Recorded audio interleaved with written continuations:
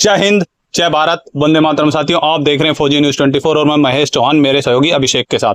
साथियों, अगर बात करें तो कल एक बहुत ही दर्दनाक घटना भिवानी शहर के अंदर भी हुई है। और अगर भिवानी शहर की मैं बात करूं तो भिवानी शहर के टोल प्लाजा बामला के अंदर एक घटना घटित होती है। तो उसके अंदर क्या होता है कि एक ईएमई के सूबेदार साहब जो हैं वो छुट्टी आते हैं फैमिली के साथ रोहतक से और अपने गांव को जा रहे होते हैं। उसी दौरान टोल प्लाजा पर उनके ऊपर आत्मघाती हमला होता है। और बड़े ही शर्म की बात है, जहां पर सड़क परिवहन मंत्रालय ने 7 पेज का एक लेटर भी निकाल रखा है। वो लेटर भी हम आपको वीडियो में दिखाएंगे, ऑथोरिटी में दिखाएंगे कि जो ऑन ड्यूटी एक्स सर्विसमैन को छोड़कर जो आर्मी के पर्सन हैं उनका टोल टैक्स माफ है।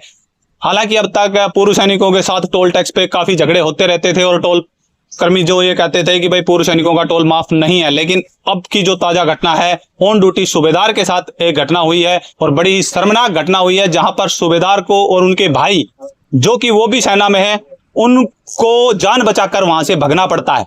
आप समझ सकते हो, ये वही भिवानी है जहां पर कुछ समय पहले माननीय श्रुति चौधरी राज्यसभा सांसद आई थी। परीक्षा विहार में 500 से 600 पूर्व सैनिकों को सम्मानित किया जाता है। 103 साल के पूर्व सैनिक, 106 साल के वीर नारी को सम्मानित किया जाता है।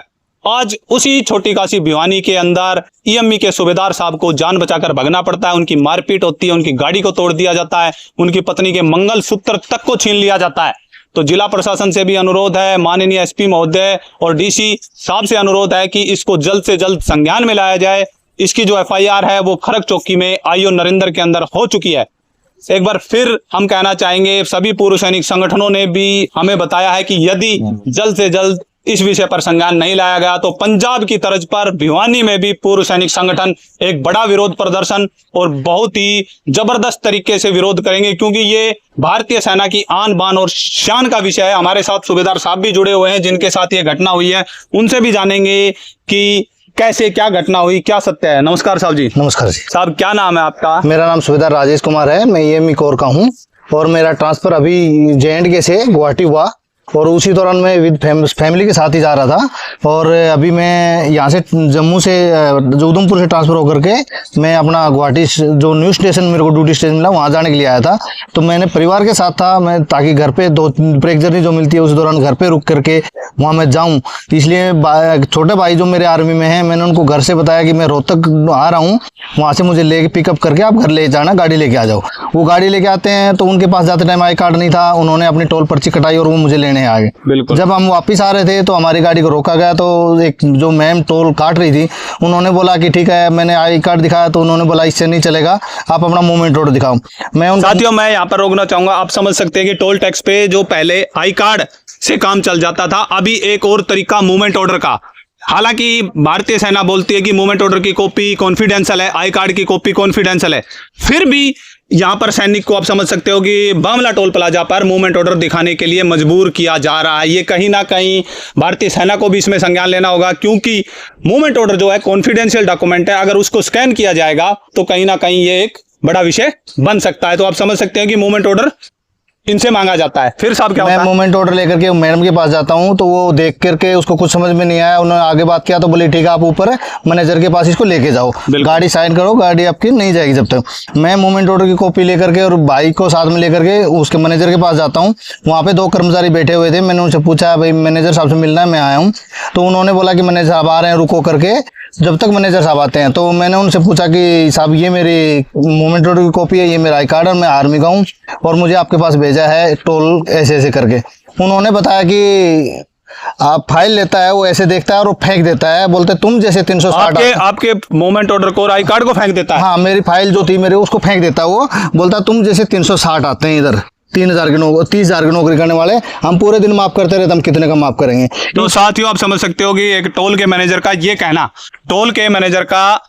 कहना कि तुम्हारे जैसे 360 आते हैं, एक और ये बोलना कि 30,000 की नौकरी करने वाला। उस टोल प्लाजा के मैनेजर साहब को भी हम कड़ी चुनौती के साथ, मैं पूर्व सैनिक होने के नाते ये कहना चाहता हूं कि मैनेजर साहब, अगर सैनिक 30,000 की नौकरी करता है तो आप तो 300 की नौकरी करते हैं, अपनी मर्यादा में रहें।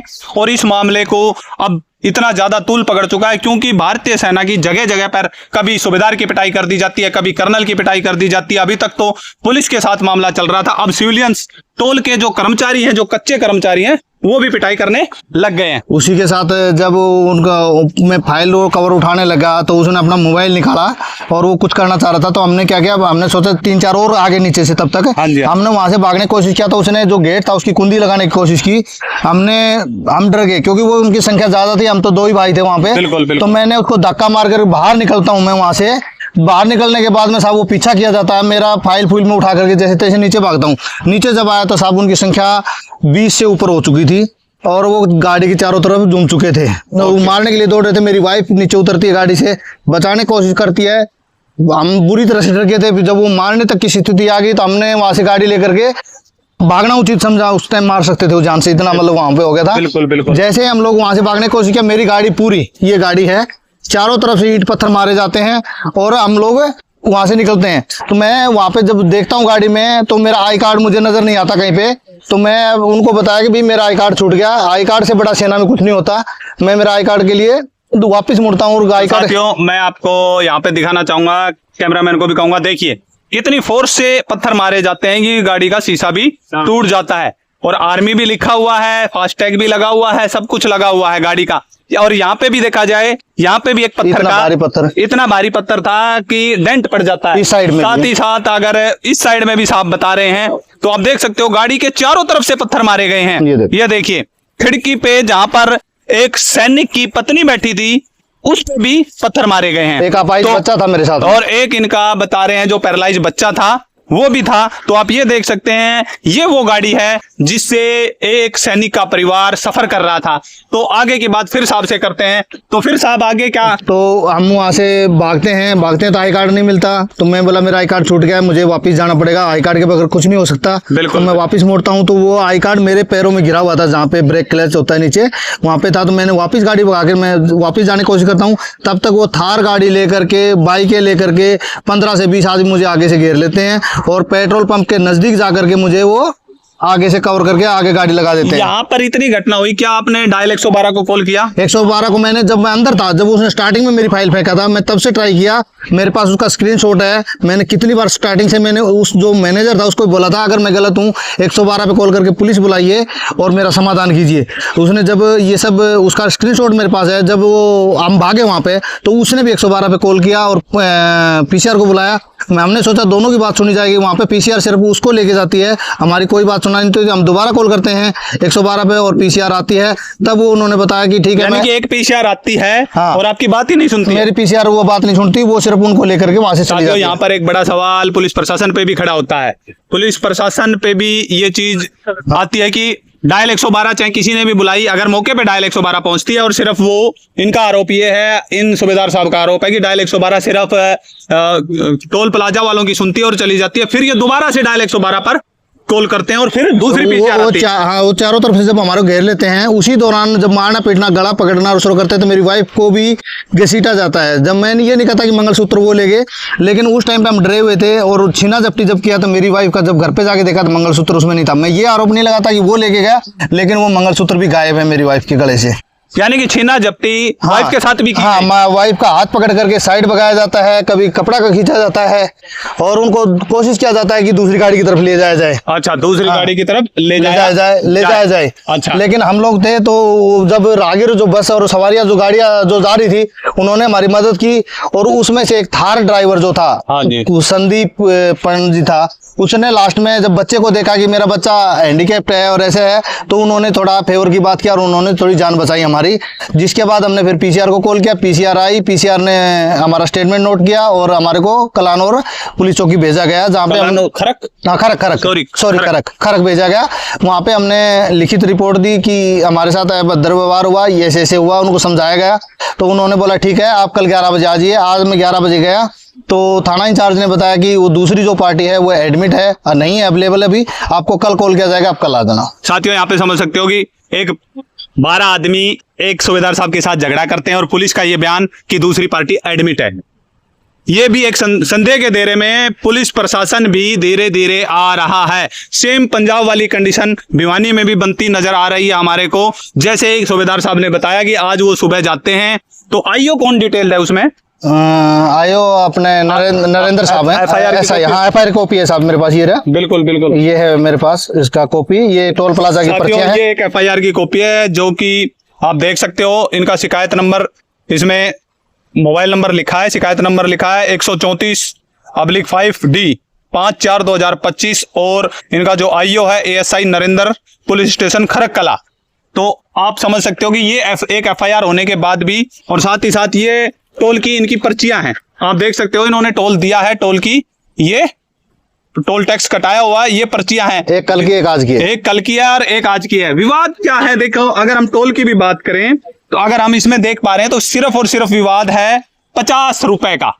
टोल 50 रुपए के विवाद के लिए भारतीय सेना के सूबेदार साहब, उसकी बीवी बच्चों के साथ टोल टैक्स की इतनी बड़ी कंपनी, उसके कर्मचारी इतना बड़ा आरोप लगाते हैं, इतना छीना जब्ती करते हैं, बीवी बच्चों के साथ मारपीट करते हैं, तो ये कहीं ना कहीं एक गंभीर विषय बनता हुआ नजर आ रहा है। और साथ ही साथ हम अगर बात करें, पूरे देश भर में आज ऐसी स्थिति बन गई है कि जगह जगह पर सैनिकों को पीट दिया जा रहा है, कोई चाहे कर्नल रैंक हो चाहे सूबेदार रैंक हो। ये कहीं ना कहीं भारतीय सेना के अस्तित्व पे भी खतरा है।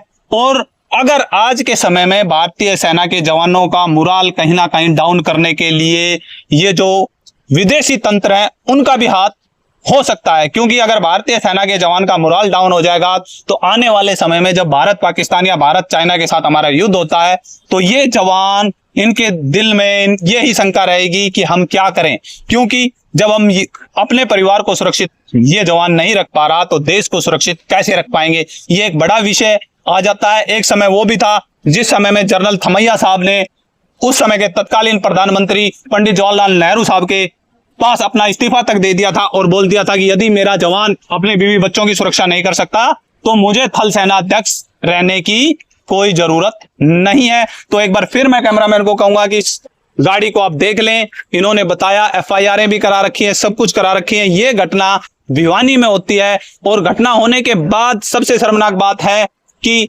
आयोग के द्वारा ये कहा जाना कि दूसरी पार्टी के भी चोट लगी है। हालांकि आप समझ सकते हो कि एक टोल प्लाजा पे एक समय में एक शिफ्ट में तकरीबन 12 से 15 लोग होते हैं, उनके CCTV कैमरे भी खंगाले जाएं, क्योंकि हो सकता है कि शरारती तत्व CCTV कैमरों से फुटेज को भी आउट कर दे। इसलिए माननीय SP साहब से अनुरोध है, माननीय DC साहब से अनुरोध है कि मामले की गंभीरता को देखते हुए उन CCTV कैमरों को सुरक्षित किया जाए। आज की वीडियो में इतना ही। जुड़े रहें फौजी न्यूज़ 24 के लिए। मैं महेश चौहान भिवानी से। सिविल से बुलाया साहब।